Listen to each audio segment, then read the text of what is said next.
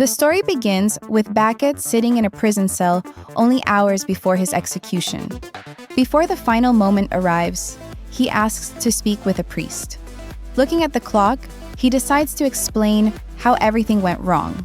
Beckett says it all started with his mother, Mary, the daughter of the extremely wealthy Redfellow family. Years earlier, she fell in love with a man at a party, became pregnant, and chose to keep the baby even after her father forced her to leave the family forever.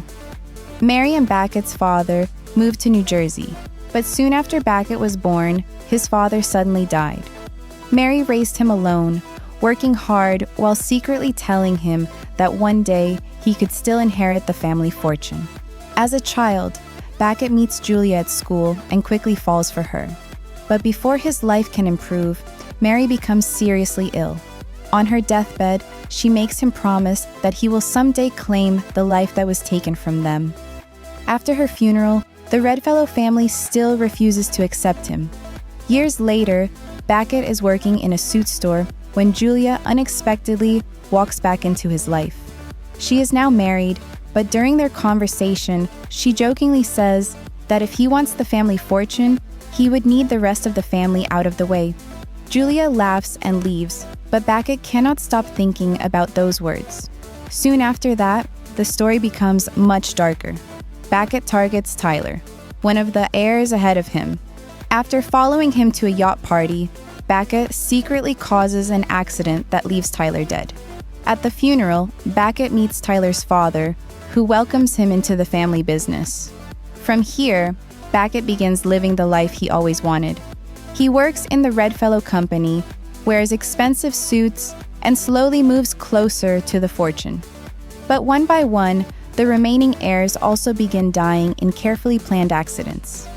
An artist named Nova dies after an explosion in his studio. A famous singer named Steven collapses after Beckett tampers with his drink. Other family members also meet suspicious ends.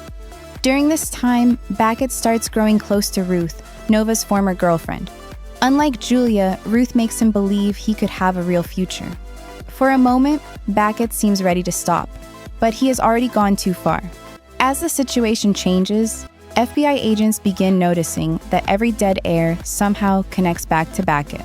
Julia also returns, becoming even more dangerous. She discovers evidence linking him to the deaths and starts blackmailing him for money. The next part reveals the final and most important confrontation. With nearly every heir gone, only Beckett's grandfather remains. The old man invites him to dinner and quietly reveals that he already knows what Beckett has done. Instead of calling the police, he offers Beckett a family shotgun and dares him to finish the job.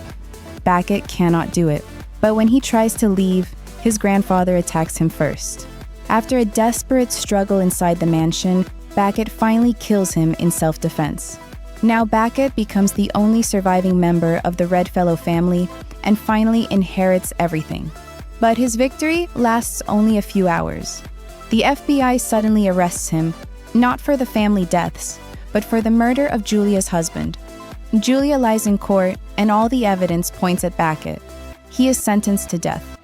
Back in the prison cell, Beckett tells the priest that he signed away his entire fortune to Julia because she promised she could still save him. At first, it seems she has betrayed him completely, but in the final moment, Julia hands over a note proving that her husband took his own life. Beckett is released. When he walks out of prison, Ruth is waiting only long enough to return his mother's necklace before driving away. Then Beckett sees Julia standing beside a luxury car. She now owns everything he once wanted, and Beckett silently gets inside beside her. And here, the movie ends.